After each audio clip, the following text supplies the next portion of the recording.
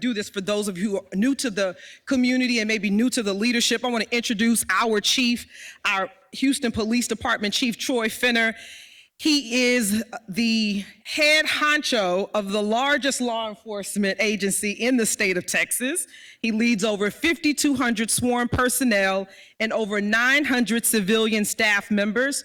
Chief Finner is committed and dedicated to relational policing, wherein each contact with the citizen is an opportunity to improve relationships, a means by which we all build trust. Give it a round for our Chief, Troy Finner. See, who do I have next on the screen? Our Fire Chief, Samuel Pena. Chief Pena is a 28-year veteran of the fire service and has been chief of the Houston Fire Department since 2016. Chief Pena leads the third largest municipal fire department in the country with approximately 3,900 personnel and an annual budget of $559 million. Pena has directed the city fire protection through Harvey, Imelda, Beta, Nicholas, Winter Storm Uri, the Super Bowls, and the World Series. Go ahead and put your hands feet, because it's hot outside. Next up we have, hold on, let me turn my slides. I don't have that one, but I don't know if he needs an introduction, but we're gonna do it. CEO Brad Bradford, he's an attorney, a public safety consultant, a former Houston police chief, and former Vice Mayor Pro Tem of the city of Houston. I think there was some claps going out. Go ahead and give him some claps for that. He is one of our own. He's combined his education, legal training, and police experience to work with neighborhoods, businesses, nationally and internationally to help develop safety strategies. Bradford has served 24 years as a Houston police officer and 7 years as chief of police. As chief, Bradford managed 7,000 personnel and a $500 million annual budget. And he's currently a special prosecutor with the Harris County District Attorney's Office, Kim Ogg's office. So go ahead and give him a round of applause. We have our Alief ISD Police Chief, Dan Turner, and it was important for me to invite him because oftentimes the conversation about public safety at our schools is left out of the conversation, and especially as we enter the summertime, young people can get in trouble. There's space and opportunity for things to happen, so I really appreciate you for making yourself available and then sharing with the public all of the strategies the school district is doing to make sure that our schools and our communities are safe. So let me go ahead and read your bio. That's good. That's a good part to clap. Thank you very much, Jeff. Chief Turner is the chief of police at Alief ISD. The Alief ISD department is an outstanding agency that's well respected throughout the district and our city, with the primary mission of protecting lives, property, and the belief that people are our most valuable resource. Turner has served over 2 decades at the Houston Police Department prior to his tenure as captain, and then now chief at Alief ISD. Thank you so much. And lastly, and definitely not least, I want to introduce Victor Gonzalez. He's the division manager at the Mayor's Office of Gang Prevention and Intervention. Mr. Gonzalez currently serves as the division manager under the appointment of Mayor Sylvester Turner. He's in charge of supervising the delivery of service programs for the mayor's anti-gang office and assisting with policy recommendations for the city and training gang and intervention specialists in the office. Thank you so much. So I want to get into it because I know we have, I know some of the people, many of the people in the audience, and I know they come with questions all the time. So don't be shy, because I read y'all's emails. Y'all send the emails to me. So now here's the opportunity to talk to the people in charge. Chief Finner, I want to start with you as the top cop in the city. It's often mentioned that you shared at City Hall, that you have a heart for young people and really getting out into the community. So if you can open with that and then also point to some of what you've been reporting at City Hall for our residents that have not been able to tune in. Well, thank you so much, Councilwoman, and thank you for holding this town hall meeting. Thank you for bragging on your district, for being #1 during the summer months, for leading in reduction of crime. And I think that speaks to a lot of things. First of all, great citizens, working with the police department and our partners in law enforcement, but also great leadership and Commander Harding Chief Brashears and in the back, and y'all way in the back. I don't know what's going on today, but the men and women on the front line, thank you for what you do every day. To the youth are our future, and we must invest in them. And Mayor and all our city council members have really supported us in programs and invested in them. We have our explorers sitting up from, I think, from West Side, up here on the second row, and I wish y'all would Midwest, stand up. Midwest. I'm sorry. Midwest. Show 'em some Stand love. up. Yeah. Thank y'all so much for being here. If it's Explore program, if it's TAPS program, if it's our PAL program, we're really serious about working with youth because, again, they are our future. And a lot of times people say, well, what's wrong with our youth and negative? You know what? We simply have to wrap our arms and our hearts around them and lead them and guide them. And that's what we're trying to do here in the Houston Police Department, including with our partners, all the ISDs. We work with them and trying to get everybody through the summer. One thing I would ask really, really quickly, because I want to get out the way, because there's a lot of people here, and the main thing with Town Hall is us answering their questions, us addressing their concerns. But lifeguards, pools, it burns up a lot of pent-up energy, okay? Kids come home from pools, swimming and activities in the heat. You know what they do? They get something to eat, they go take a shower, and they get rest. That's a reduction in crime. So please help us with that. But we'll continue to work together. So. And I Thank appreciate that. And a good pivot is that the A-Leaf, we have one city pool in District F at the new A-Leaf Community Center, and we are fully staffed with lifeguards. And so we are open and rocking and rolling. So we want everyone to take advantage of that resource. So, you know, Chief, oftentimes in our email inbox and what we see on social media, people are talking about a few things related to crime. Noise. And this is not crime, but this is some of the irritants, right, that we hear. Noise violations, the after-hour clubs, homelessness, and gunfire. Am I correct? Is that what we hear? Is that what y'all email me? I know you do, because I get the emails. And so we have gone at yeoman's length, dedicating overtime dollars to Midwest to assist with nuisances on property, noise, some of the complaints. I call non-emergency, I do what you ask, and then there's a 40-minute wait. Or I call and then no one shows up. So can you speak to some of the decisions y'all have made recently and some of the items that we've done at council to address that? Well, first of all, we hear y'all, and that's important for chiefs and leaders and the entire department to hear our citizens, because if you don't listen, I found out a long time ago, after 33 years, we fall short, and we fall way short. So we hear you on loud noise, after-hour clubs, and we run the stats just about every day. And you see, Chief Bradford and I were just talking about some of the after-hour clubs that's opening up. So we really have to work with our communities and see which clubs and which locations are causing us the most problems. Go after those in those clubs. I love it that our city council members are putting in strong city ordinance for us to come in and go after those clubs. But I'll be honest with you. I had a conversation with a citizen today in my office. It was on the same thing, the clubs and no zoning in Houston and all this. And I say, look, we can't tackle the no zoning thing right now, but what we can tackle right away is working together and identifying them. And look, nobody's trying to close any business down per se. That's trying to be a good neighbor. And that's what you have to do if you're a club or whatever. Be a good neighbor. But if you're not doing that, we're going to bring the full force of our agency, code enforcement, and anything else that we can do, especially those establishments that are terrorizing our neighborhood. And it doesn't have to be violent crime.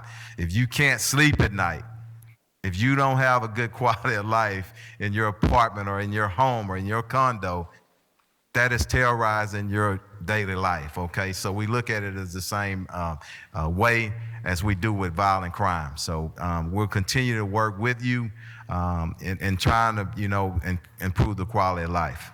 I appreciate that. And just a reminder, a couple of weeks ago at council, this was in the news and in the newsletter, we voted unanimously to support a BYOB ordinance. Many of the after hours, the impact that we see per the data, the most activity is happening on Westheimer, Richmond, and West Park. And that's our community, right? So we have the data to substantiate that.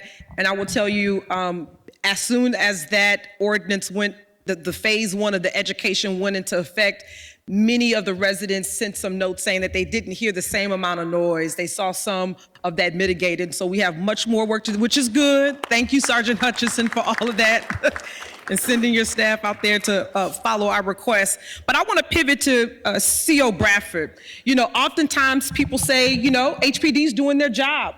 They're arresting, they're finding the violent offenders, they're doing that, but then they get back out on the street and then people are in alert. And that's often the conversation we hear.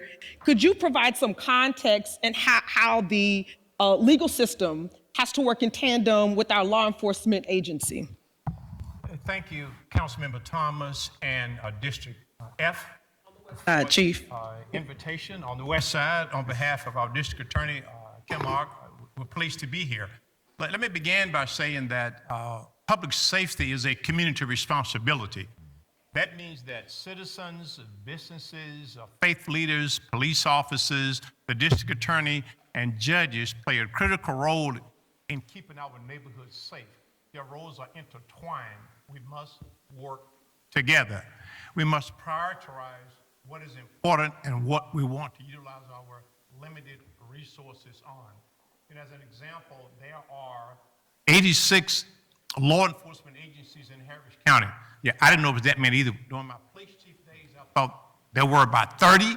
When I got to the district attorney's office about 5 years ago, I discovered that 86 law enforcement agencies bringing things and cases and stuff through the district attorney's office. And part of what I do is coordinate those activities. But with those agencies in the field doing, in my view, a wonderful job. Now, the major agencies are the Houston Police Department, the Harris County Sheriff's Office, and the constable offices. Now, there are others, but those are your agencies that bring most of the activity to the district attorney's office. Now, during the course of a year, about 100,000 cases are filed in the Harris County District Attorney's Office. About 45,000 of those are felony cases, and about 55,000 are misdemeanor cases, and about 12,000 involve juvenile instances, so juvenile conduct. Now, we have about 370 attorneys in the district attorney's office. So you can do the math real quickly. 100,000 cases per year, 387 attorneys, that is quite a load, and then some. So district attorney ARC has to prioritize, and we work with Chief Fenner, with Sheriff Gonzalez, the various constables, Chief Turner, and the other chiefs in the area to do what we can to manage what we have. Now, as I sit here today, there are approximately 1,800 murder and capital murder cases pending, as I said here today, about 1,800 murder cases, some capital, some murder. Of that 1,800, about 500 are capital murder cases, as I'm sitting here today. Of that 1,800 murder cases, 900 are people that are in jail. There are about 300 out on bond. The other 600, they are fugitives. They are fugitives. They are loose in our neighborhoods, in our communities, some causing other criminal activity, and they will get arrested when they're stopped on a traffic stop or engaged in other activity. But it's a matter of resources. Chief Fenner, the constables, sheriffs, and even private security is involved in this equation also, and you are. We can only do so much, but we have to prioritize. About a month or so ago, District Attorney ARC, trying to prioritize things, created a special division to deal with the most violent offenders. Created a homicide squad in the District Attorney's office. Brought in some of the most experienced prosecutors to deal with the most violent offenders. Trying to prioritize things. We get your calls also. What's the status of my burglary of a motor vehicle case?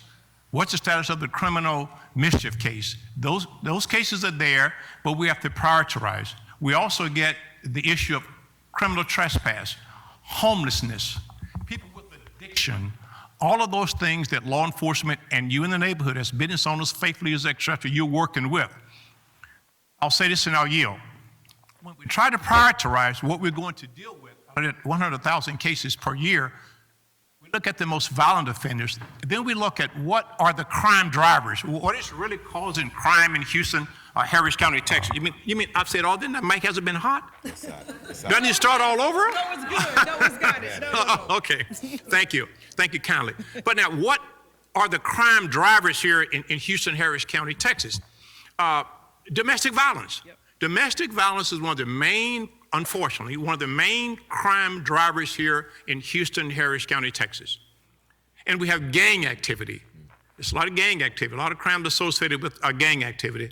And the third one is less so today than it was in previous months, but still an issue, is the release of these violent offenders, the repeated release of violent offenders. We still see too much of that occurring when a law enforcement officer has to confront someone a second time or a third time that's on a bond or should be incarcerated.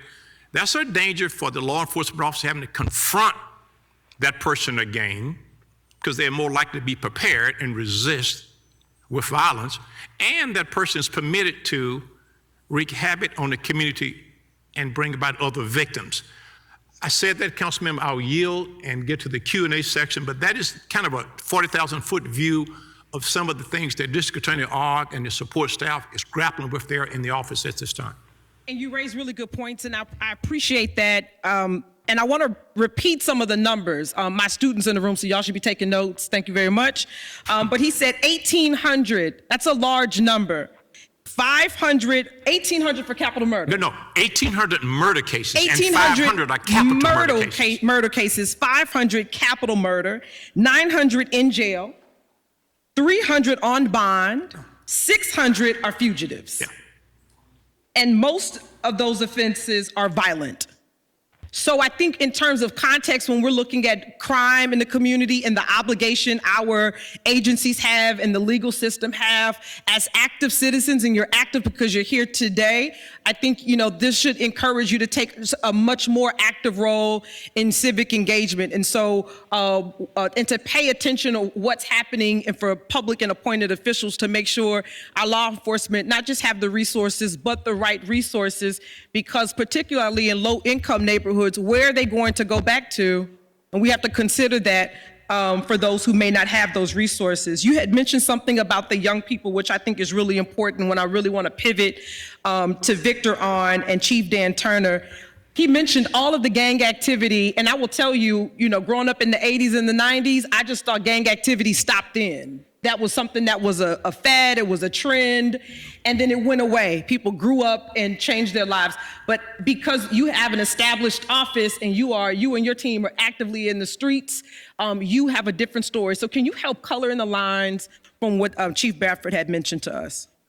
They've been around for a very long time. I think what we need to remember, the way you keep up with it is to educate yourself, inform yourself. Attending meetings like this are huge. I've been in this business almost 38 years in January. I'll be with the office 25 years. So I've watched the gangs hit Houston in the 90s. I saw it growing up in the southeast part of Houston. In those days, it was the prison gangs. You're talking about any given year, 20,000 documented gang members. That's just adults. You usually don't have enough law enforcement with the gang units that exist in HPD to tackle the youth. There's a lot of young kids out there that are getting involved in these gangs as early as 10, 11, 12, 13, especially in areas where you're more established. Alief, I would consider an area that is established. I work a lot in the school districts with Chief Turner. We do a really good job of figuring out who's what they're involved with, who our main players are. Our office is there to help those that want to make a move from that lifestyle, but I also have another aspect in the office, and that's to intervene in violence. So they call it violence interruption. I call it incident response.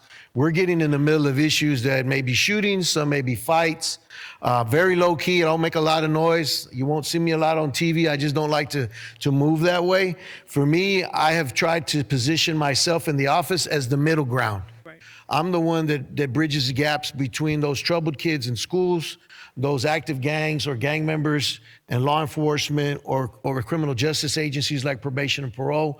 We do have a relationship with probation and parole, with Project Yes and Grip Court, where we're supervising some of the most violent gang members that are coming through the juvenile court, and we're doing a little bit of both, providing services, counseling, intervention. But if you don't want to follow the law, I tell them all the time, go play with police so you can play with us. If not, courts will sit you down for a little while. Some of these kids need a timeout. You're going to hear something a little bit different, and I'll yield after this. Cliques. It's just another version of gangs. Your young kids are involved in these cliques. They're a lot more involved with the robberies and the violent crimes, the shootings. Weapons are at an all-time high with the way kids have access to guns and the way we're using them in a violent manner in the city of Houston. We're not Chicago, we're not LA, we're not New York, none of those other cities. For as large as we are, I think we do a pretty good job of controlling and maintaining what we have going on in the city. But our office is there to help. Our office is there to intervene and answer any questions you may have as a constituency about gangs or concerns that you see in your community. We're there to do whatever we can. I will come out here personally, along with some of my staff in this area, to knock on doors or get in areas that we need to get into and work alongside law enforcement and the school district if it's necessary. That's something that we're gonna always do and have been doing for a number of years. I appreciate, that's great.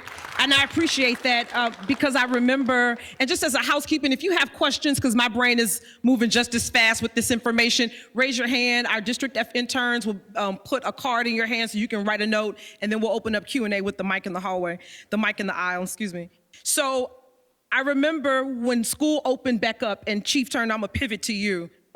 School opened up, students were online for a year and a half, and there was a lot of internet beef. There was a lot of that happening. And I remember leaving my house and driving past Dairy Ashford and Bel Air at the Popeyes. Always. And it was going down. And I remember a community member who has a previous experience with gangs text me and said, can you please call the cops because it's escalating here. And I remember on social media, there were so many fights of kids in the first week of school. So I know, you're familiar with that, but Chief, can you talk about what has happened since COVID and some of the interventions the district is doing to address that?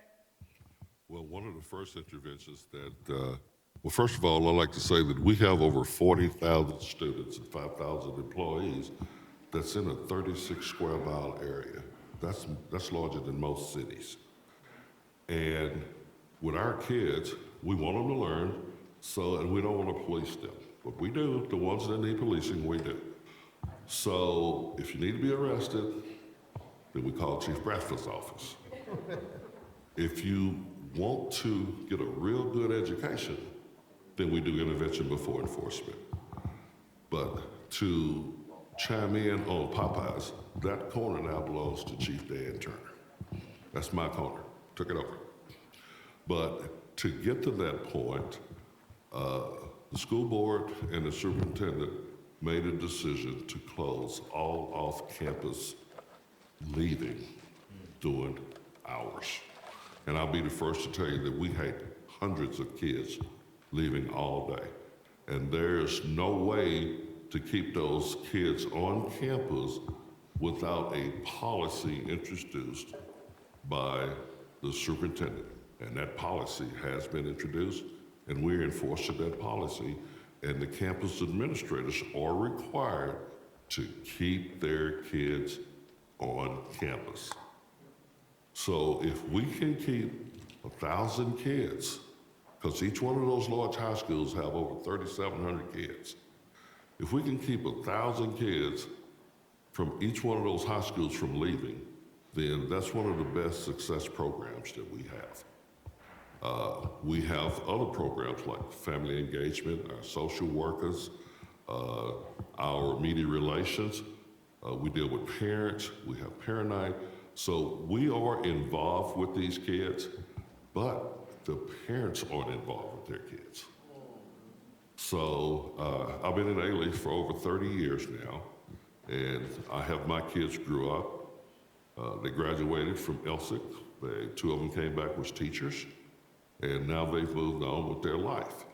But we are intervention before enforcement, and when enforcement is necessary, we will enforce. But we need parents' help.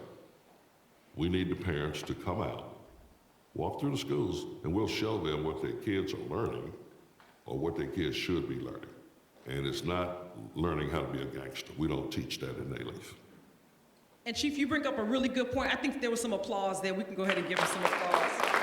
Because oftentimes we don't hear about the efforts that are happening in school. And in my prior role as a trustee, safe and secure schools is one of the main priorities. And I'm sure Trustee Bro, it's still the same, to make sure that our students, our teachers are safe.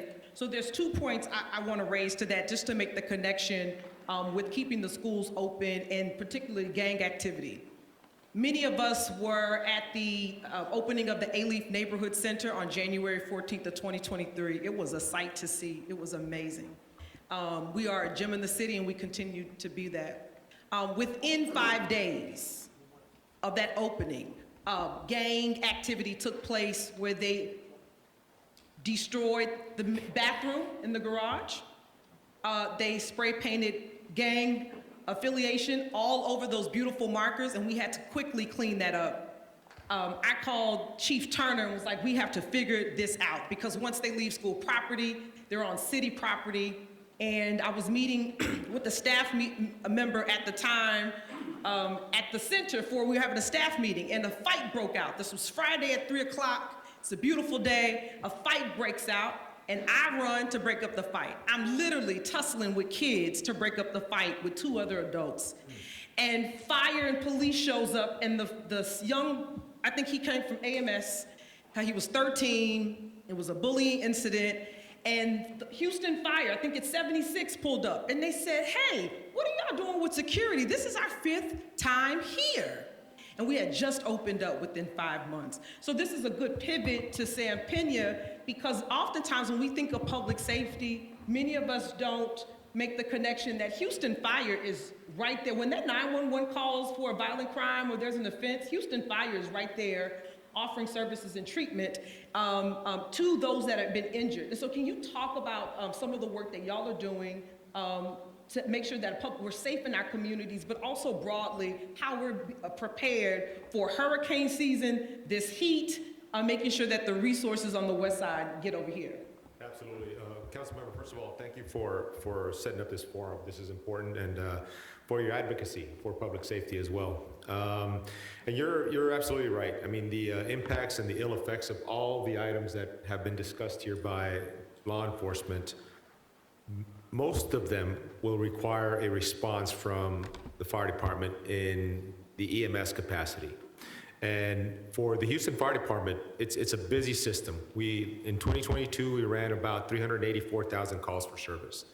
Almost 90% of those calls are EMS, emergency medical services type calls. And a lot of those calls are as a result of us responding to the same incidents that have been described up here. The violence, the gun violence, the assaults, the vehicle accidents, those are what's driving up the call volume for the Houston Fire Department. And we're having some trouble keeping up with just the rapid increase in service demand.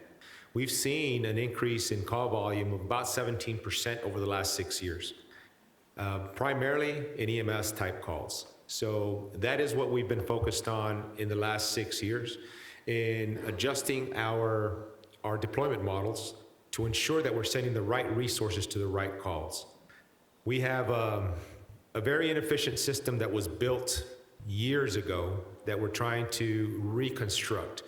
The reason you see a fire truck responding when what you need is an ambulance for transport is they were just focused strictly on response times. So they'll deploy the first unit available, stops the clock, even though it's not the resource that you all may need when you call 911. We're shifting that focus. Now it's about the impact that we have on the patient outcome. That's what we're going to be focused on, which will require us to, maybe send just the ambulance for a certain amount of incidents. But in such a busy system, it's going to take some time for us to make that transition. In terms of the focus going into hurricane season, when Harvey hit, we had 0 high water evacuation vehicles. Matter of fact, we got the first high water vehicle for the Houston Fire Department the day that Harvey made landfall in Rockport. And since that time, thanks to the support of Mayor Turner and City Council, certainly Councilmember Thomas in District F advocating for these resources. We are now up to 15 high water evacuation vehicles for the department. We replaced all our boats. We've incorporated and implemented with training and equipment an 80-member water strike team that is designed to augment the normal units that we have in place. We've also stood up a wildland firefighting team of 42 people, and the service that they provide, the impact that they provide during these flooding events is that they're equipped with saws, with equipment that is designed to clear roads. And so, again, we're focused on really funding the needs for the expected risk. We know that we have problems with flooding here in Houston when it rains. We're susceptible to major storms. And so it's important for us to be able to fund and resource for the expected risk in our community. In addition to that, the mitigation process, the planning, the pre-planning, the coordinating with all our partners here in public safety, with the nonprofits, with the private businesses is important. Councilmember Thomas alluded to some of the preparations that we have in place for in case of a storm and a flood. We have what we call lily pads, that those are the tactical areas that we will deploy on site where we will evacuate people, put them in a temporary location where they can be moved over to a more permanent resiliency center. And in that respect, Councilmember Thomas and other council members in City Council have been instrumental in finding resources, more permanent structures that can be quickly brought up to speed and opened as a temporary shelter for personnel. And so again, the planning never stops. We're lucky and blessed that we have a council that is supportive of public safety, understands the needs and the demands on both police departments and fire departments, and have been very receptive to our requests for funding and resourcing. So we hope to put ourselves in a better place for the next storm to come. Thank you, Chief Pennant. And as it relates to District F, we have a district-specific disaster response plan in response to Winter Storm Uri, and receiving notes on Facebook asking, why don't we have a warming center? Like, what's out here on the west side? I realized that we were limited in resources, so we have partners all throughout. One of them is here, Pastor Damon Wilkins with Pilgrim's Rest. Thank you so much for being here. Immediately, I said, I don't want our district to be in a position again where we're asking individuals to traverse from the west side to George R. Brown. And I always think of ways to get resources to people, because my daddy doesn't leave the Beltway, okay? So he's like, if it ain't off the Beltway, I'm not gonna get there. So I think of that in terms of how do we get resources to people. So Church Without Walls on Eldridge, WHAM in West Chase, we have Piney Point Elementary, Alief ISD, Tracy G in partnership with the county, and a few others, and hopefully the Red Cross. So we do have that in place, and we're hopefully that'll be integrated into the city's plan so they can activate. I want to open the floor for questions. I do have some at the podium that I'm going to lead with. So just a housekeeping rules. If you can stand at the mic, ask your question. I have a staff member that'll be there, so you won't be there all day. But please make sure that it's a question and not statements and commentary, so we can make sure that we get answers out for you today. So here's a question that I received on a card. It says, many of our families in Alief are new to the country, and many are taken advantage of based on information they don't have. And what are the resources possible for future programming and communication to be put in place to teach our community and protect them from being taken advantage of, i.e. human trafficking and gangs? Our families want help, but need resources and communication, including different languages. And this is absolutely accurate, and I'll just speak from in the council seat. I try to make sure that our communications are in various languages because we are so diverse, but then also making sure that everything's not on social media. Getting this information out via email, getting this out to the civic clubs. This is why we are hard pressed to collect this information, to get this on the information boards with the voices that you trust so we can do that. One of our sponsors today, the International Management District that sponsored the refreshments, they actually have a task force around public safety for the Asian community. They worked actively to make sure that that community has the resources. Oh, there goes Daddy. Hey, Daddy, I didn't know you. My daddy's here. Oh, yay. You don't have to clap. That's my daddy's here. But they actively have meetings every month to work with that. And so that is something that our management district, our police department, all of our public safety organizations have pathways to. So if there's information that you want to get to, we can put that information in your hands regardless of what information, regardless of what language that you speak. And that's something that I pride myself on in making sure that if you need Spanish or Farsi or Urdu, Chinese, we can get that translated and make sure that trusted voices get that out. So I don't want that to be a barrier. The second question before we open to the floor, why does HPD allow drug dealing at the Diamond Hill Apartments on Westheimer and Westerland? I think I know who wrote this question. I think I know. Why do we allow it? Allow. I don't think we're allowing it, especially the drug dealing. But we got my commander, my chief, and everybody's here. So you bring it up, and we know about it. So we're going to do something about it. I hadn't checked the stats over there, and I will be getting with my commander and the assistant chief to see. Now, I will tell you this. You don't know every arrest that we make. The citizens don't. A lot of time there is some arrests, but it's just like anything else. They cycle in, they cycle out, they cycle right back in. So we have to watch that, but it's our job to make sure that we stay in communication with you and you in communication with us, so you at least know that we're doing something and we're working. But I know that we're always stronger working together, so I'm looking forward to seeing. I always like to see a report card after I come to these community meetings, what was brought up, and then commander, chief, or lieutenant, what's happening, what's going on, and get back with the community. So we got that location, and we'll get on it. And that's been a problem location for quite some time, and we've had community meetings with the subdivision related because it backs up to their subdivision. But again, as you know, CEO Bradford mentioned, public safety is all of our responsibility. And then oftentimes there's information that HPD can't even share with me in terms of particular operations. There are things that they're doing that must be kept confidential, but there's a plan in place. Sometimes that's led by overtime. Sometimes that's just a priority within the department. And so when we're asking for patience and asking for more times, oftentimes it's because there's information that we can't share, and we're allowing HPD to do what they need to do that. The second piece to that is that those apartments, those are privately operated. So one of the reasons that we can't always deploy or escalate things to HPD because it's a noise violation.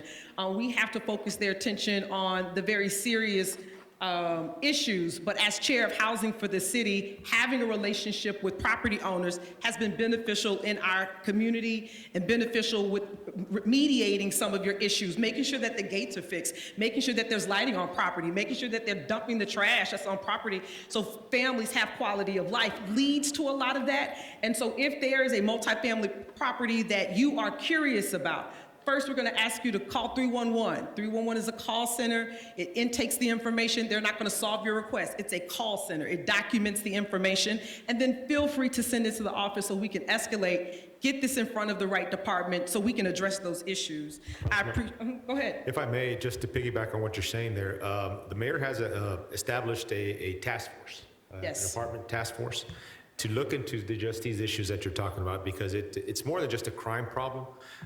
It's a health and safety issue. It's a fire hazard. It's the broken window theory, right? If we don't address those minor items as they occur, if somebody is not watching out and visiting these locations, then it escalates to the point where it does affect the quality of life of those residents. So the mayor is aware of those. He does have a task force that is in place. 311 is the access to that. Yeah. and we'll ensure that we get visitors out there for these reports. And the task force was actually in District F earlier today. There was a weekend occurrence. A resident was without AC. And then in my experience of sitting in this seat, oftentimes when landlords are resistant to addressing basic quality of life, there's some other issues that was intimated that's happening on property. The task force escalated that. AC units were brought in, and we were able to get that handled. And so we have some good landlords that take care of their property, and we also have bad actors. And so if there's some bad actors and you or your family or your neighbors are aware of that, please let us know so we can address this. I want to open the floor. We have a gentleman waiting. Go ahead and ask your question. Can you tell us your name and the neighborhood you live in? My name is Victor Vu. Hello, Mr. Vu. I'm that glad you came. Thank you, ma'am. I'm from Leawood, and my parents are from Leawood. We both acquired our houses, 8506 and 8510, from my father back in the 90s. So ever since we've been living here, it's been a nightmare. Coming from 8502 and 8503, they just park everywhere.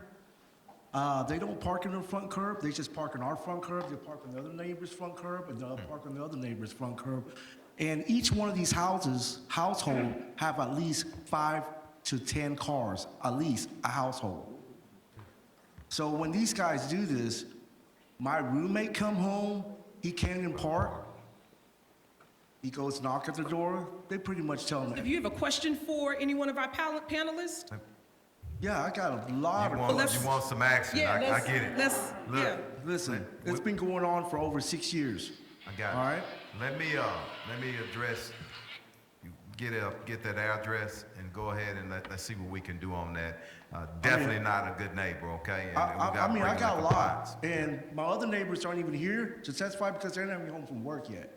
Well, Right, and we do have Mr. Vu's, we Right. have photos, we have the address, and Yeah. here's the deal with private property issues. And so it may be a simple parking issue for you, but what it can escalate to, and I had to ask Mr. Victor not to engage with his neighbors because they live in a cul-de-sac and everybody has a car these days. Long gone are the days where there was a 1 or 2 car in the household. So we have your information, we'll get that to HPD. Absolutely. We'll do that, but I the got it. issue is not necessarily the parking, but the violence that could happen, and oftentimes this is happening on private property. And so we are limited in what we are able to do to resolve issues between neighbors. Mr. Vu, we're going to go ahead and, you have another question because we're going to move down the line. Okay, thank you much. We do have his information. Go ahead. First of all, I want to thank you. My name is Rahman Moten, and I have in District F, your district Hawa Foundation and the mosque. We need just nothing, no complaint, nothing. I want to thank you today. All the panel came out with your busy schedule, and all of you, I know you personally, and I want to just update a little bit about the District F only, and on Ranchester Street on the town park where the Gessner, that whole street is right now is a food market. You cannot drive your car at night. And I have been like myself, sometime I want to go to my community center. From Gessner, I make a left turn to where the Churchill Chicken is on the corner. And when you make it, you cannot go, ma'am. There is a 1 lane only and the center lane and the 1 lane coming to Gessner. At 6 p.m. to midnight, that is already blocked, and God forgive if there is a fire, ambulance, or anytime the EMS want to come there, dead and alive, nobody can go there. There's a lot of car park on the main road because on the walkway, all the people are with the gas tank. They are cooking there. At least 50 to 60 people are with the flame and with the gas tank. So just maybe anytime the propane will blast, that'll be very risk for every single people. You're absolutely right. And this issue This is the number one. But hold on, but let me Just updating address. you. Sure, let me address that because that's an active case, and Midwest and West Side have worked together to address that. So what he's talking about, we have individuals and families that are cooking on the sidewalk. They're not permitted. It is literally a whole market down the sidewalk. So let's fast forward. To some people, it's like, oh, you should let mama and grandma cook. what they're cooking, they're just selling food. Sure, but what's happening is the drainage behind, the bayou behind, trash is getting put in the drainage, equipment is there, and so when we do have a storm and all of the activity that Fire Chief Pena talked about, then neighborhoods are then in trouble because we can't get those drains clear. There have been over 20 citations, I want to say over 5 direct visits from West Side and Midwest. Midwest has overtime inclusive of their overtime. That's a priority area. That is something that we're actively working on. HPD will tell you they're going to start with education first. Sometimes people are not sure what they can and cannot do. So they're going to do that first. However, when they're habitual, then the citations happen and then they escalate. And so that is an active case, not only in District F, but also in District J and with the Houston Health Department. So it's not just the individuals you see here, but that's something that we are fully aware of and actively working on. And I would like to invite every couple of months, I do 300 family donation, food, groceries, water, household items. So please join with me. Chief Pena been already there, Mayor has been there. So I want to invite you officially. You cannot deny me later. Because we're on camera now. No problem. Make sure my chief of staff has your information, okay? Thank you much. You got it. Appreciate Thank you for so being much. here. Yes, it's not complaint, just want to Absolutely, and update we you. appreciate you. And you can handle it like a 5-6 police car with the light. Nobody will open the store that day. Nobody will open the business. I can bet you. Thank you. Got you. Much. And my apology to No you. problem. I have to grant for the another event It's for all good. fundraising. Everybody knows You're in high Galleria. demand. We appreciate you.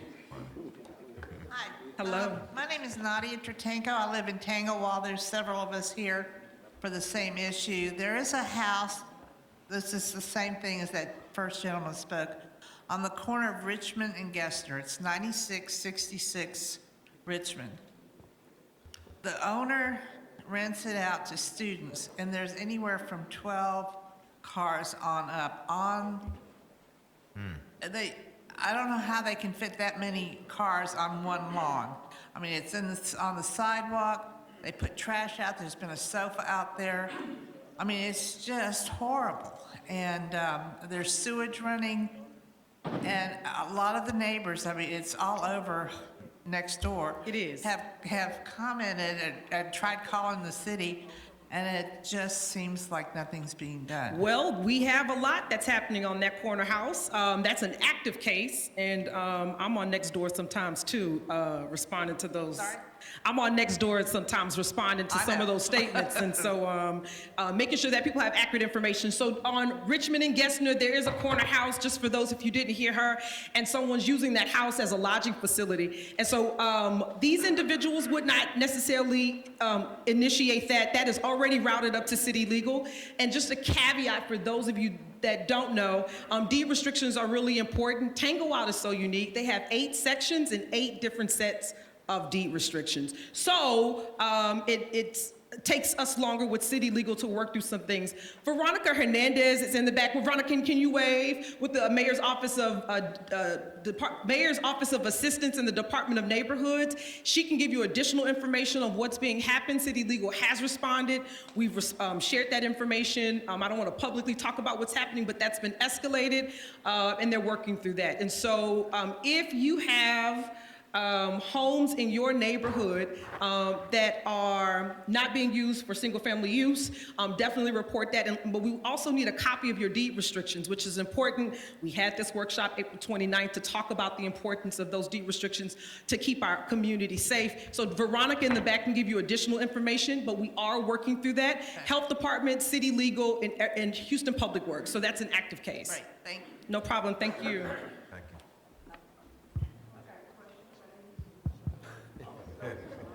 Hey, Larry, good to see you.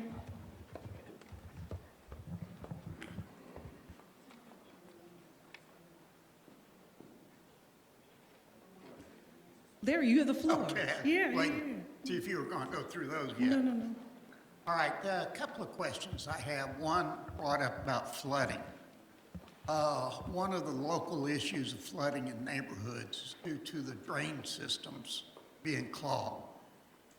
I saw an article that the cleaning of the drains was passed on to the responsibility of the residents of the area instead of the city. Is that the case, or is the city responsible for cleaning the street drains? I'm gonna answer that because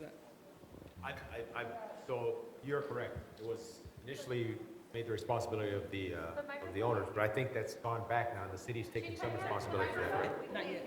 Use your mic. Yeah, start Not yet. over, please. Man, I had a brilliant answer. Now I forgot what I said. I think the city has taken back the responsibility to start cleaning some of those out. But look, if I can make a recommendation, it's about self-preservation, right? If there is a way that us as residents in our areas, we can take the time to clean those things out, it's going to help everybody.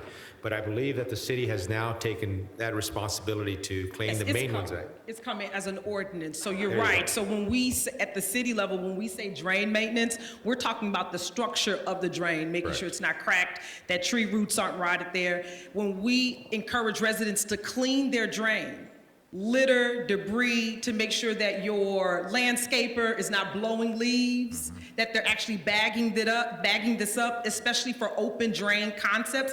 Many of y'all live in curb and gutter, right? And so everyone has to take a responsibility in clearing the drains. The structure of the drain, the maintenance of that is the city. And because of what happened during the budget process and the advocacy of local drainage programs, we designated an additional $20 million for that, which we should benefit citywide. And then there's an ordinance that's coming to council whenever Mayor Turner slates that for us to vote to actually make that something codified in the city. So it's not just practice, but it's policy. So it is coming, but just in your neighborhood leader, but encourage residents to clear that drain, make sure that their landscaper, they're not just blowing that into, because it all makes a difference.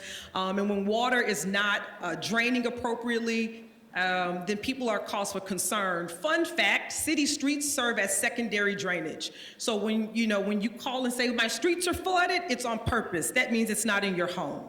So keep that in mind in terms of how the drainage in the city happens. But yes, there's an ordinance to come to council very soon to address that very fact. All right, thank you. Second question is about the game rooms in the area. What's the city's policy on the game room? Chief Finnick, can you take that? Well, game rooms is not anything against policy, but what we need to do is make sure that they're not breaking the law. And you're not supposed to be exchanging cash. But when I see the number of robberies at the game rooms, there is some cash there. But there's so many of them that's popping up, and we close one or two down, 3 or 4 more open up. So we are trying to regulate as best as we can. But if you see a new game room popping up in your neighborhood, please, let your DRT officers or your division out there, and we'll go out and we'll check them. Our vice teams, they conduct regular investigations, but there are a number of game rooms in our city, and they keep opening up. So I do think some of them may be operating legally, but they are exchanging cash there. And if I could add to that, thank you, Chief. The Harris County Attorney, Christian Menifee, actually they closed 4, they have injunction on 5, I believe, game rooms off South Wilcrest, so really close to you. And so game rooms are different from the after hours. These are all very different concepts. On Janetta in Richmond, you have a poker club that I think they had 11 open police reports of homicide, shooting in the parking lot, aggravated assault, and there's a particular task force around that. And because of the issues that were coming from that, that's why we passed that BYOB ordinance to allow HPD authority to go into these buildings and actually cite them. So work is happening related to that. But as the chief mentioned, if you're able to identify one that's not on our radar, and more than likely it's already on West Side's radar, please let us know so we can make sure that that's at the top of the list. But the county attorney also has a hand in that's been really helpful in putting injunctions around this. So that all goes back to quality of life that we're speaking to. Thank you. Thank you, Thank Larry. you. Good to see you.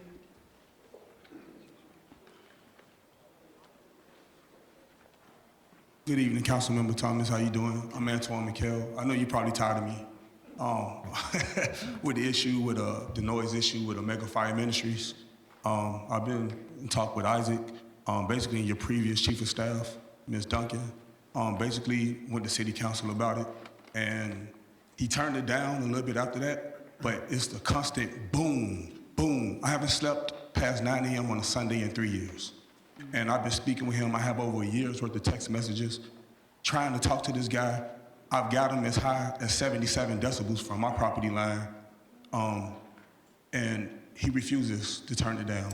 This is a neighbor, and basically all the neighbors along the fence line, we're suffering. Yeah. And it's boom, boom, boom.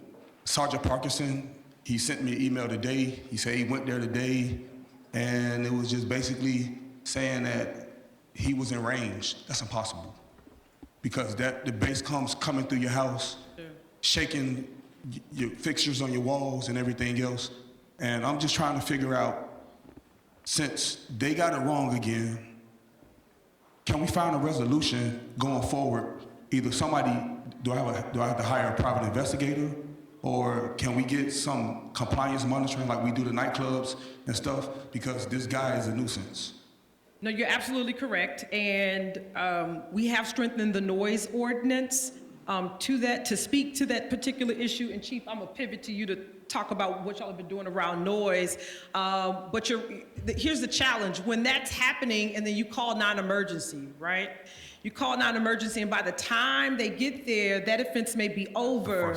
That's the frustrating part. And so, particularly in Midwest, what I've been able to do is designate overtime for them to get to the clubs during club time, so they could actually cite them. And so if that's something that I need to do with West Side to give some more flexibility to address that, I'm willing to do that. But Chief, I want to, if you can speak to the noise and what's been happening in the city. What is the establishment? I'm sorry. It's a church. It's a church. It's a church, and that's what I thought you heard say. Okay. I'm sorry, I didn't hear you, sir. It's in the shopping center behind the houses, yeah. But it's a religious, okay, Yes. gotcha. But he has amplified music. Let me tell you the chief's feel on this, okay? Regardless, you need to be a good neighbor. Church, club, bar, whatever.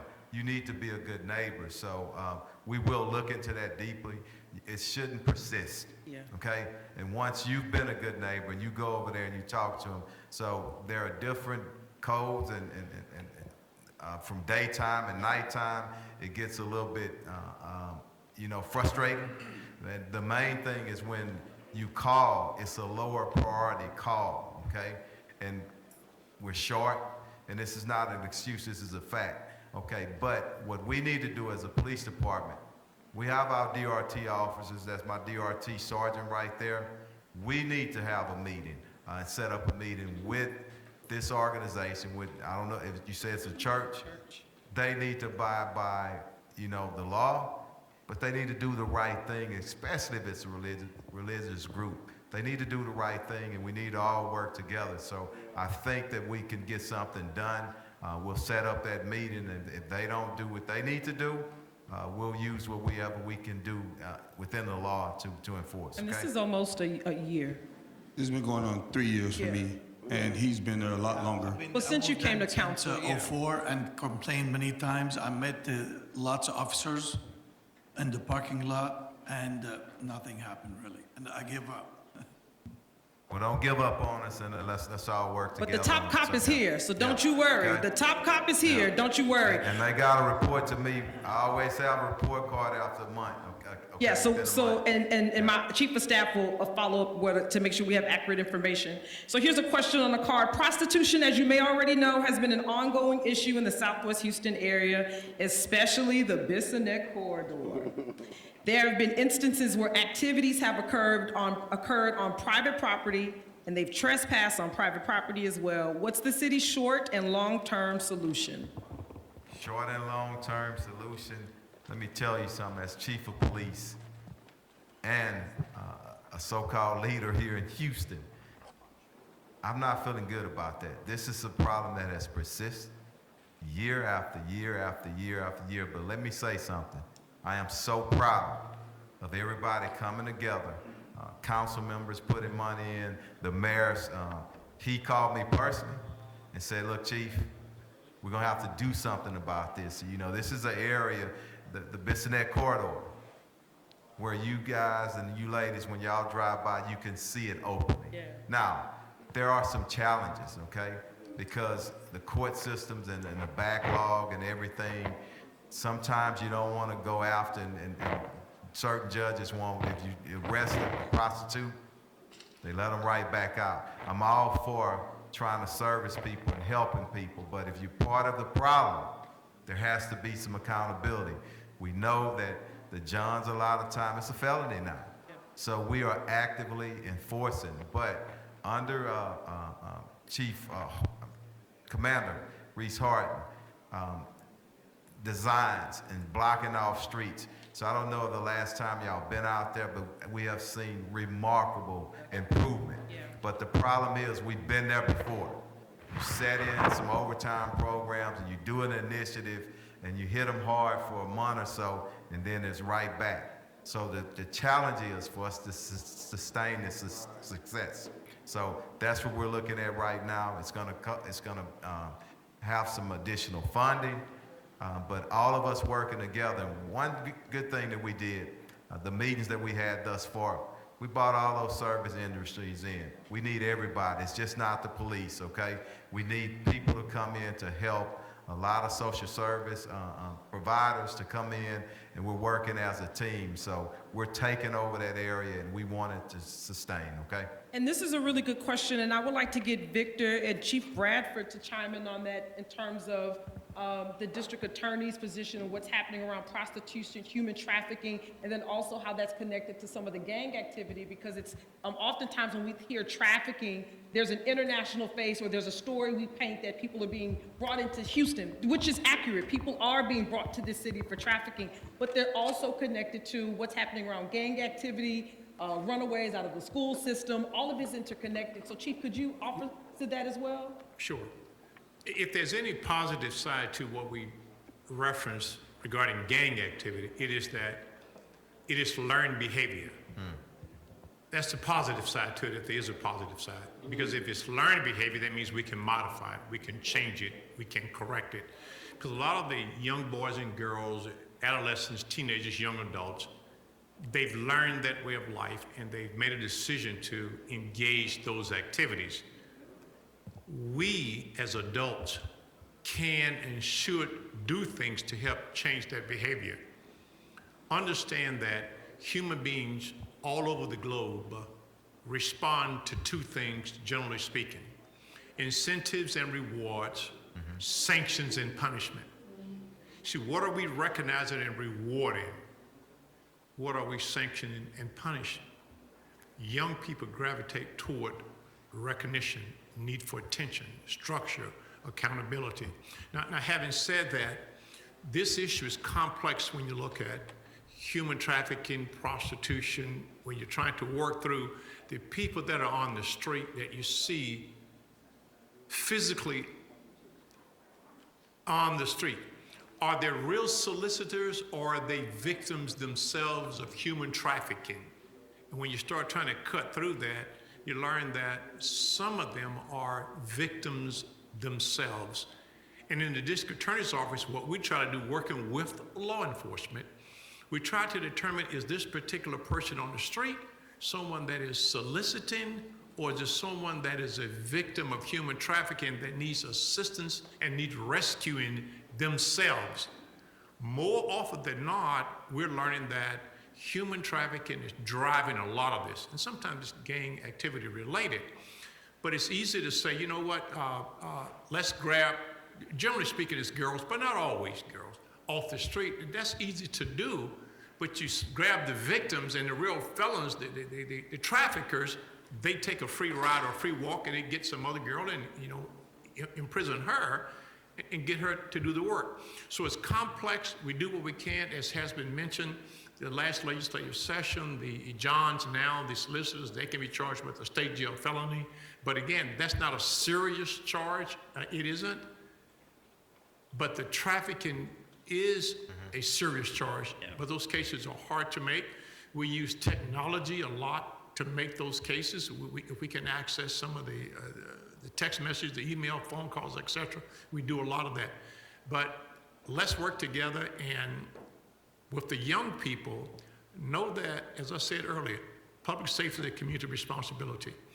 When we interview some of the young gang members and talk to them, what are they doing, how do they get involved, and you start talking to parents and grandparents, and sometimes they will say, grandparents and parents, well, I didn't know what he or she were involved in. And we're talking about a 14 or 15-year-old sometimes even younger. And I'll say to you, if you are a parent or grandparent, you shouldn't subscribe to children having Fourth Amendment protections in your home. Children shouldn't have protections against search and seizure in your home. Parents and grandparents tell me, no, I don't go in there and look, Chief, in my daughter's chest to draw a cabinet when she's out because I trust her. I said, but wait a minute, hold on. You need to go take a look and see what's going on there because you don't know what they are involved in. It may be that you go in and take a look around and you maybe find just a bullet. Now, maybe something else you don't know about that's connected to that bullet. Or maybe it isn't. Maybe just an innocent child picked up something they found. But you need to know before there's a knock on your door and it's a law enforcement person with a warrant coming in to arrest that child or something more serious. So let's fulfill our role in providing that guiding, coaching, counseling for these young people and help get them back on the right track. Remember, children should not have that Fourth Amendment protection in your home. In my home, you've never had that. If you're a child, I'm sorry. Whether you're married or someone else, if you're a child, you can't come in here and spend the night or even any time and think that you got protection from search and seizure. Not in the Bradford house. I'm sorry. And I'm gonna add to that. My mama used to read my journal, so I had no freedom. I mean, I couldn't have nothing. So I understand and I appreciate that today. Only locked door was the restroom. It was no locked doors. You don't lock a door in the Thomas house. Victor, can you speak to that gang activity with Bissonnette because it's layered and oftentimes people don't have the whole story and what's going on with that and how y'all's work can assist with mitigating that? Different levels of gang involvement. So when you start talking about, first of all, with the trafficking aspect of it, it's always money driven. It's about making money at all costs, whether those young ladies and young men, if they're pulled into that lifestyle, obviously they're victims of that whole situation. But as a person who's trying to make money, I don't care. What happens is that at that level, it always is going to come down to the local level. It'll hit the state, hit the county, comes down to the city level, and your street gangs get involved. That Bissonnette corridor, and you got Forum Park around the corner, 10110. You got a lot of different, you got gangs sitting in there. There's Bloods, there's Crips.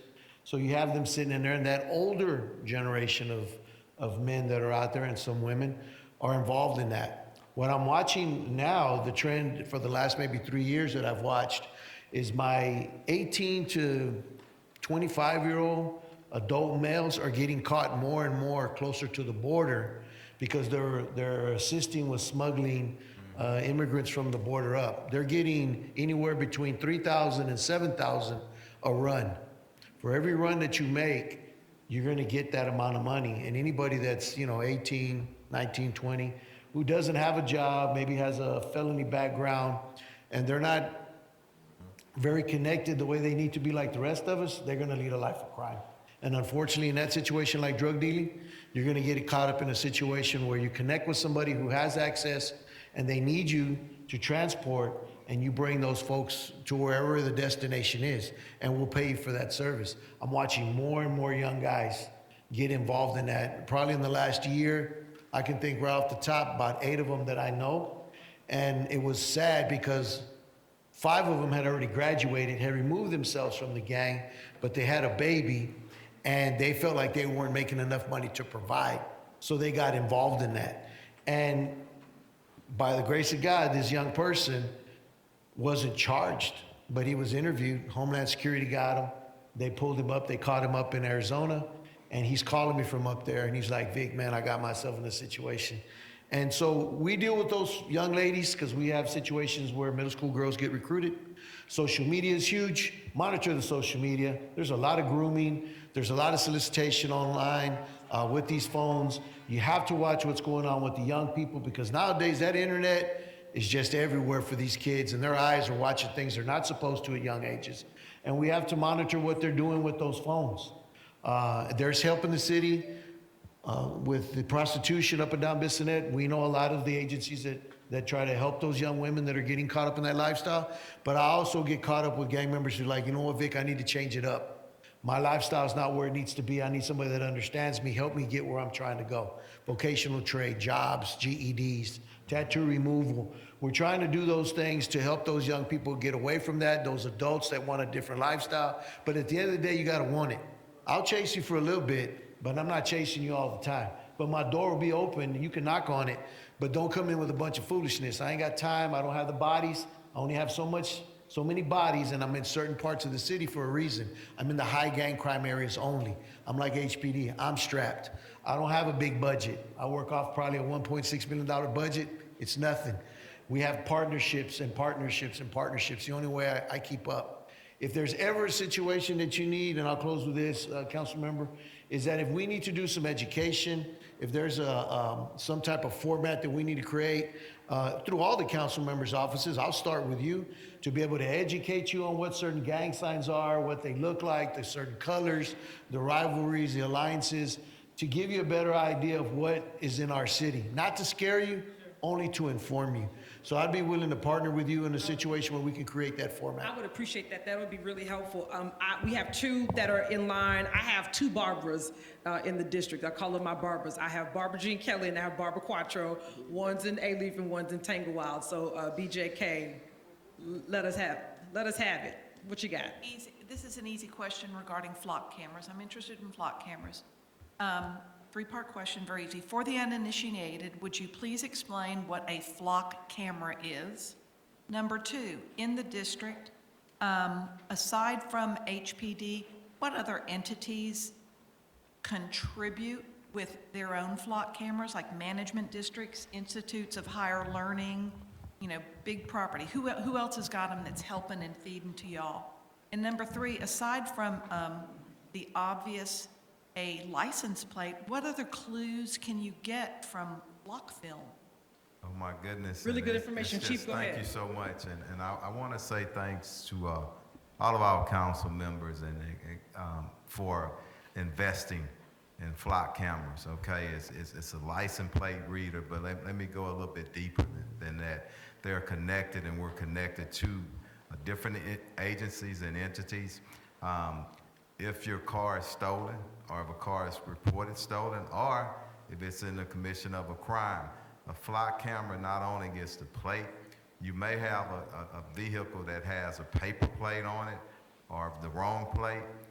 Flock cameras is a system where it can say, well, hey, there was a red pickup truck, and it'll tell you the make and the model really close to where that truck. So if we had a robbery 5 blocks away, okay, 5 minutes ago and whatnot, and then the flock cameras, a lot of those systems, each officer has a cell phone, so that goes to the cell phones immediately. And I'm dating myself, mobile phones, not cell phones, no cell phones anymore, okay? Mobile phones, so we can do that, and it's almost real time, so I say it, and it's not just flock. There are other vendors out there, but license plate readers and systems where you can quickly look at a vehicle that a suspect is driving, it's been a commission of a crime.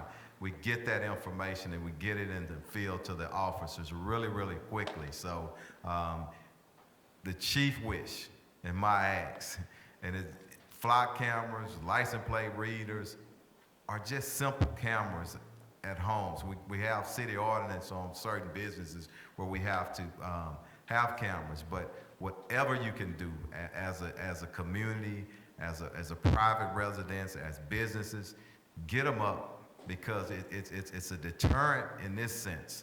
When people know that every move I'm making, somebody is looking at me, but it's definitely a tool to help us in solving crimes once a crime has been committed. So I've talked to the mayor about it, and I've talked to a few of the council members and some business owners.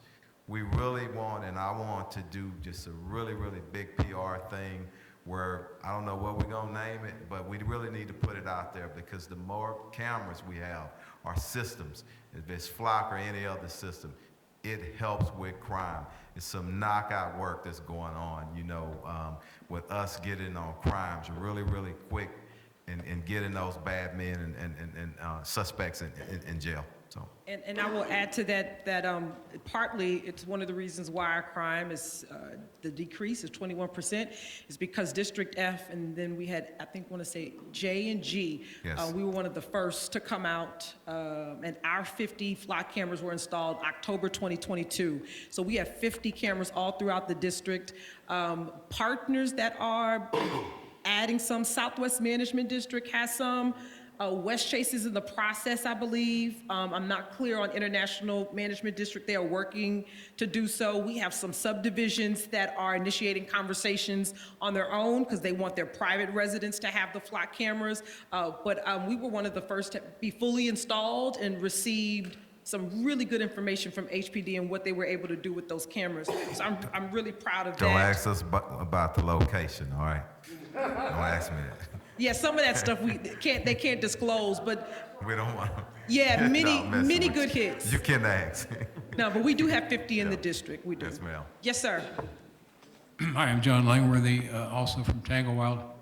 My question is similar to some of the other topics. Is operation of an Airbnb something, is that a violation that can be turned into 311?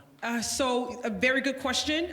We currently in the city of Houston do not have a short-term rental ordinance on the books. That is something that we are working on during NCAA, and what we are noticing, two things. One, many investors during the peak real estate during COVID were purchasing these homes off the rolls and then flipping them for rental for that opportunity. Then also, as the conventions in our city increase, so do the house parties, right? So NCAA actually worked with many of the owners, the Airbnb owners, to say, hey, this is what's not tolerated in corporate Airbnb, and the other rent corporations are working with them. There is something that we've been talking about with Regulatory Neighborhood Affairs. My colleague, Councilmember Sally Alcorn, is chair of that committee, and that's come up through conversation. Our intention is to have something that the administration would look at, so we can have some barriers in place. And then, with Tanglewild being so unique with 8 different sets of deed restrictions, it's going to take us a while to kind of come up with something where city legal can navigate what can actually happen. But your issue is something that we hear around safety often, and not that we don't want people to invest in real estate and to have residual income, absolutely. But when it comes to disrupting the fabric of the neighborhood, noises, trafficking, prostitution, that's happened as well. We're working to mitigating that and having an ordinance on the books. So more to come on that once we get word from the administration. Thank you. Now here's my other Barbara. You know that I couldn't stand it. I have some questions. Tiffany, you mentioned something about the drains. Mm-hmm. I've seen all kinds of people all the time, yard folks and just regular, including at the fire station on Wilcrest, blowing grass in the road. Excuse me. What's the rule? I mean, is it allowed or not? No, it's not. Because I had Sally Alcorn's office look it up. If you look up the code, it's very vague, to say the least. And it goes on in our subdivision all the time. It goes on at the fire station. And she's telling the truth. I think she called me at 7 a.m. screaming and hollering, like, they're blowing leaves into the drains. And I'm like, Barbara, hold on. So, no, it is happening. But I think, again, it points to us having a stronger communications plan around that. And then again, when we say maintenance at the city, we're talking about structural maintenance. When we say maintenance to the general public, they're thinking you're going to come sweep my drains. And we're not. That's not it. And so in the newsletter, we have provided before and after routine rains, information on how to clean and maintain drains, especially open ditches. But I think we have to be really aggressive. And that's one of the things I had mentioned to Mayor Turner when we passed the budget, is that before the ordinance comes to council, that we're real strategic with our communications and define what maintenance is, whose responsibility is what, so we can level set with Houstonians. Because what I would hate is for there to be a drain, a drain that's not maintained and someone's home is flooded because we failed to do what we needed to do, or people just simply weren't aware. And so hopefully when that ordinance comes, we can give you some more relief. But you're absolutely right. None of that is. It's very vague, It is very vague, yes, and we're working on that. but it happens all the time, every day. And thank you for bringing that to my attention, and we'll address it. I mean, we need to do our part, and we need to be leading the way in what That we made me expect. crazy when I saw the firemen. I said, you can't do that. She was They said, "Are screaming in you the sure?" And I car. said, It was "Yes." true, like, Good for no, you, she's telling the but truth. I will follow up on that aspect. I mean, we should be setting the example and not Barbara. going the other way. Thank you. Cameras all over the city. We took out red light cameras a long time ago. Is that ever going to be an issue again? Because you take your State life law. in your hands if you actually stop when it's yellow. State law prohibits red light cameras. Chief Yep. Fenner So loves we'll never red do light that. cameras, so state law right now. Yeah, And can't look, do that anymore. I don't get into politics, but call your lawmakers and, Call your tell them you lawmakers. want them back. I mean, it's my dangerous. goodness, it's a no-brainer to me. So if you were a city and you had them, you were grandfathered in, you can't, now that we no longer have red light cameras, we can't come to present an ordinance to say we're gonna have red light cameras within the city. Ordinance will violate state law. Oh, lovely. Okay, then I've got one more. Statistically, what age group commits the most crimes? And I know it's more men than women, but statistically, do you have a range? I mean, are the young people? It's always pretty consistent, and Chief Bradford, even when he was chief, and he's still young, and I'm getting older, but I was a rookie then. You always look at that age from 17 to mid-20s. Pretty much that's who's committing a lot of the violent crimes. Now, we have seen a lot of violent criminals getting very young. There's a trend for that, and Vic can back me on that. You have 13 and 14-year-olds committing very violent crime, but when you look at statistics, that group is pretty consistent through many years, that age group. So that's part of your because of that statistic, that's why you're trying to emphasize to get changes from the youth, right? Because Yes, ma'am. it is, okay. Yes, ma'am. Thank you very much. Thank you. Thank you much. We have two more, and then I want to wrap up. I know some of y'all want to talk one-on-one with some of our panelists, so I want to, Jeff, if you can come up. Hi, my name is Jeffrey Barnett. As a community development student, I noticed that there's an age group difference gap here.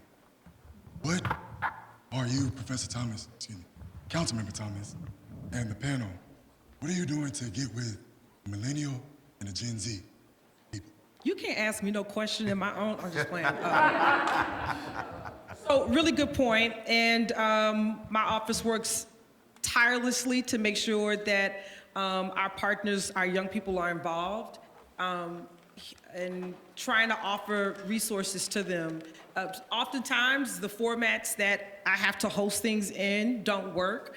That's why a lot of my office work is in community, partnering with the schools, with parents to get this out.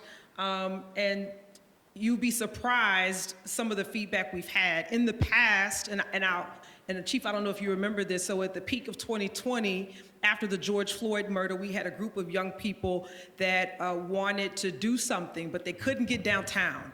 And they were the class presidents of Alief Taylor and Elsick.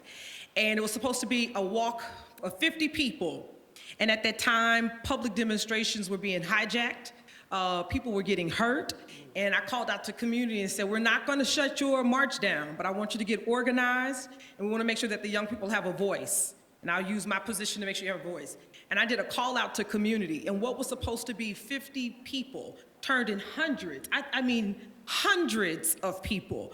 And we had librarians on walkers saying, no one's going to hurt my babies. We had people in the community that really rallied around, physically rallied around the young people to make sure that they could express themselves. And what we learned from that really is the genesis of my youth-led conference.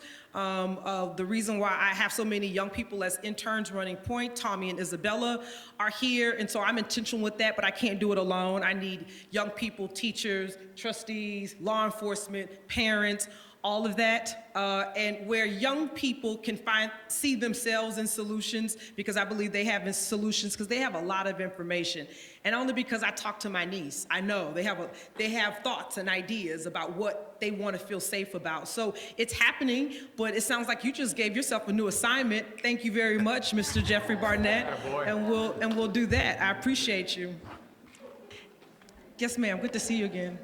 Hi, my name is Gabriella, and I have one quick question about speed bumps in front of schools. I was told a long time ago that that couldn't happen. That's where the traffic is speeding through in front of Smith Elementary School, especially Thursday through Saturday. So all of those people who set up the races and drags and all such like that, they're there. They started in the school parking lot, they up and down the street. There are no speed bumps to stop them. My backyard faces that, so I know when they're there, because my whole house shakes. That's how many are coming up and down the street. And I mean, why can't we have a speed bump in front of the school to help protect the school, especially since it's so hot? We have people going to the Spark Park. Sure. At 9, 10 o'clock, 11 o'clock at night.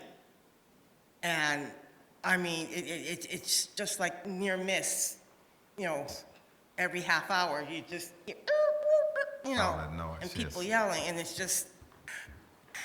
So we've really, at HPD, with our partners, we really cracked down on a lot of the groups.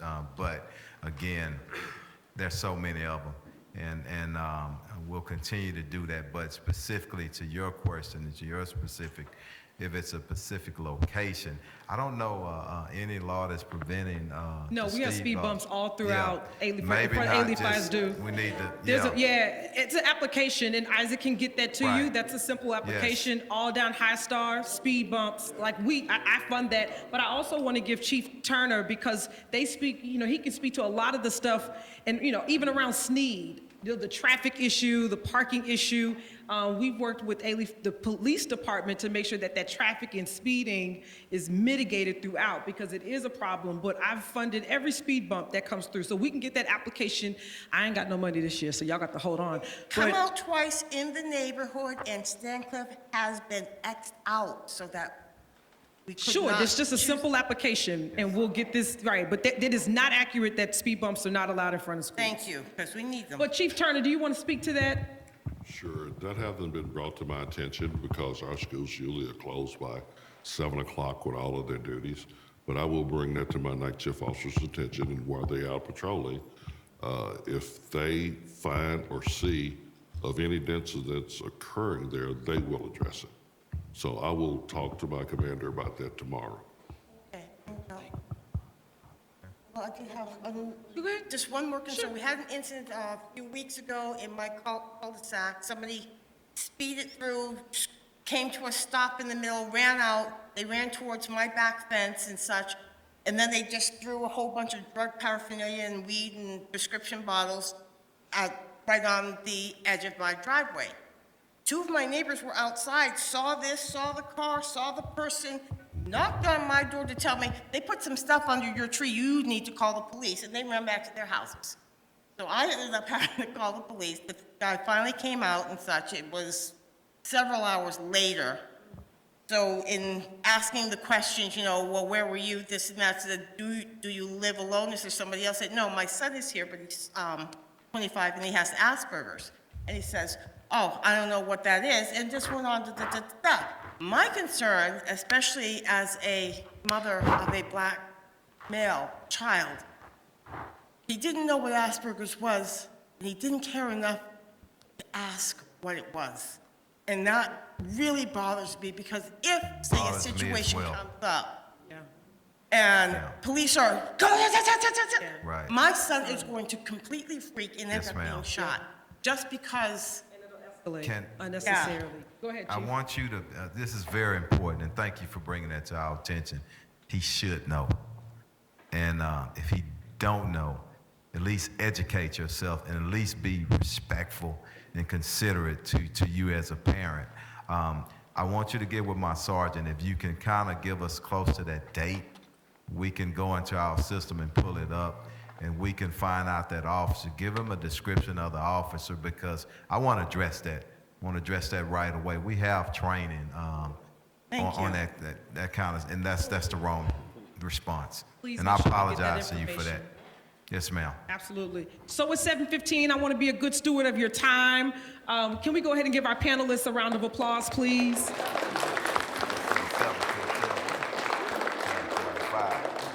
So I also want to send share some reminders before we disperse. I know y'all want to spend some time with them individually.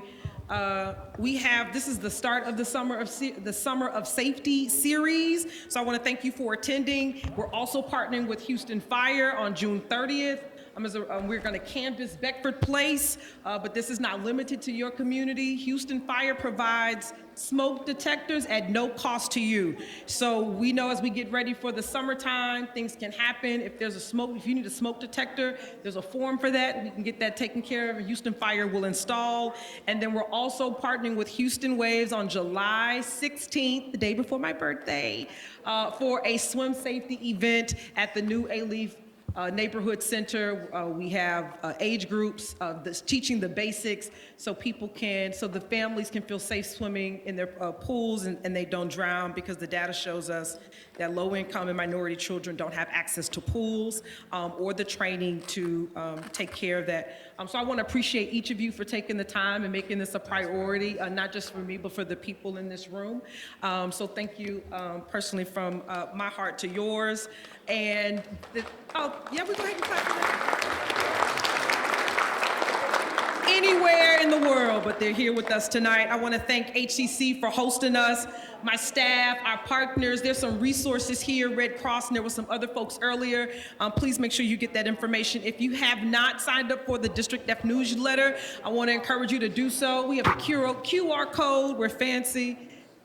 Scan the code, get your information. We have accurate, current information every 2 weeks. I want to appreciate you. And so if you need to follow up with me about particular information, my chief of staff is in the back. Stephanie and Ken and Kathy, all of them can get you to me and get you scheduled. So I want to appreciate everyone. And I believe we have some group photos, and then we're going to disperse. Yes? Councilmember, may I say something? Sure, just really please. quick, just before we end up, and this is just a reminder, with the heat, the way it is, it's important to understand that we need to stay hydrated. We need to ensure that we take care of our pets, our elderly, visit on your neighbors.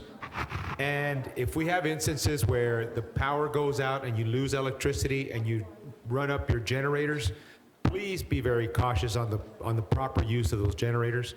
Have them outside, at least 20 feet from your home.